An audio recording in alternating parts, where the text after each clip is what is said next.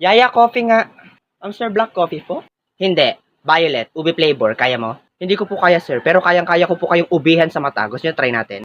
Talaga? Gusto mo sisantihin kita? Ito naman si sir eh. Ito na po kukuha na. Coffee dito! Sir, kape nyo po.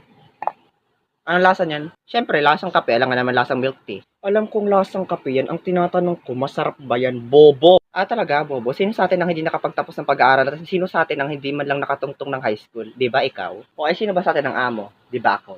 Sino ang katulo? Di ba ikaw? O para saan pa yung pag-aaral mo? Sus!